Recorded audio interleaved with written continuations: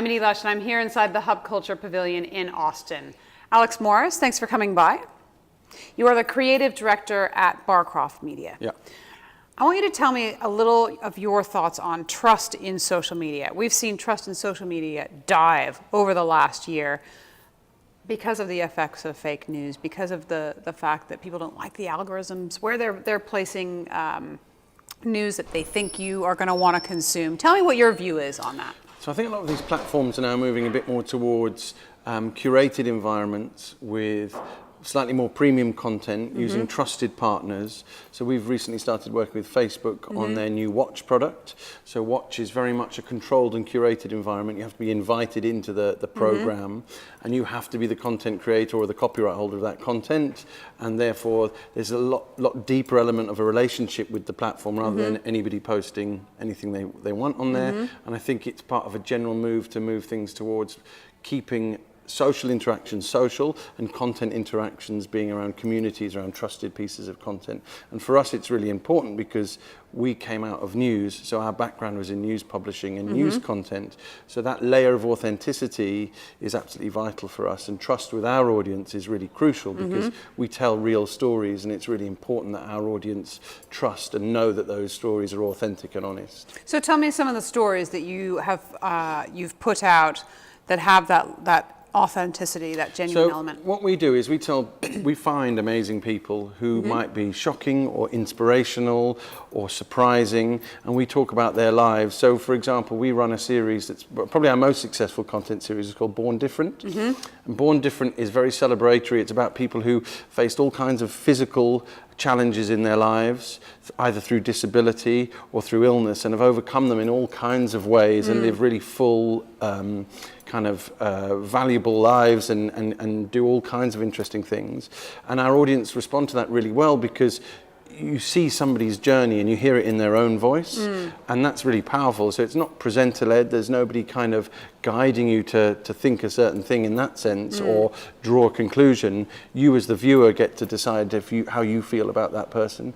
And that also lets us handle quite shocking subjects as well as inspirational. So we've done things around kind of extremist groups. So we spent a weekend with the KKK and we were looking at what they were doing around recruitment in certain areas.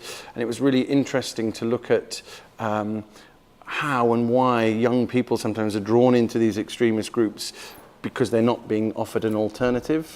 And so you kind of gives you a slightly different take on why people are making the choices they're making.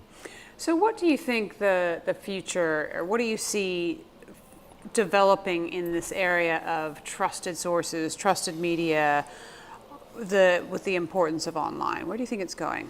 Well, I think we will be moving towards these slightly more curated environments, and I think big platforms having partnerships with content creators, I hope, will be really important going forward because they can then work with the people they trust, people that they know who make genuine content. And also for copyright holders, that's useful because you know that your content is being disseminated by you in the places that you want to put it out rather than by other people. So I think those kinds of relationships between social platforms and content creators will hopefully become much more valuable and important, that they work together rather than it being just about people uploading content into platforms themselves. I think that's a different kind of thing. That's more the sort of social space versus the content space. And maybe I think we saw a kind of convergence of those things before, where content and social are really working together. And maybe now we'll start to see some slight interesting developments where the content stays within the realm of these platforms, but in a slightly different format than people's social interactions.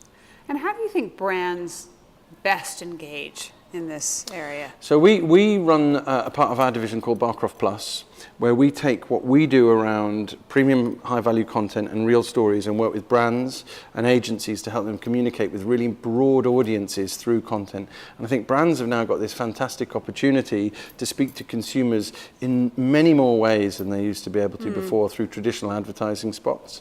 And I think branded content is a term that we use, but it really is just advertising, and it also kind of converges with PR as well. And I think brands can use real stories to communicate really effectively, to talk to audiences with content that they find genuinely engaging for the sake of the content, but it's powered by the brand message. And Give me an example.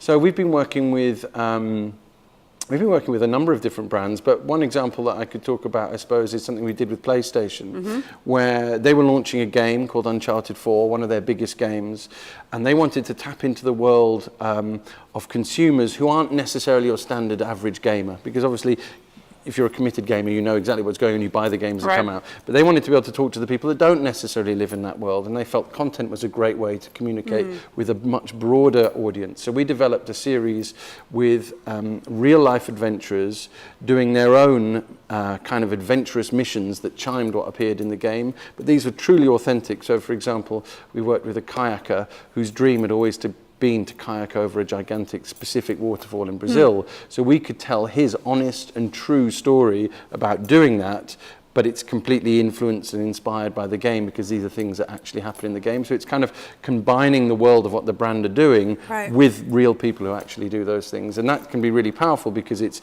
native content. It's just a great piece of content. And the fact that it's powered by a brand doesn't take away from that. Do you see any difference in different countries, different regions of the world, and the kind of content that they like? Or how do you divide? So our model has been audience? very much to create content and then put it into lots of different places. So we're finding that actually, you know, audiences are liking quite similar content, but you get different audiences in different platforms. So you might get a slightly older audience age range in Facebook and a slightly younger one in YouTube. And I think that young audiences particularly don't have so many places where they can watch kind of real storytelling and documentary content. So I think our content is really interesting for that age group, that kind of 16 to 35 age group in lots of different countries, because they're not people who necessarily use traditional television as their kind of key consumption choices, and so they're looking for new ways to find content and for it to be surfaced for them. Alex, thank you so much for stopping by the Hub Culture Pleasure. Pavilion here in Austin, and I'm Edie Lush.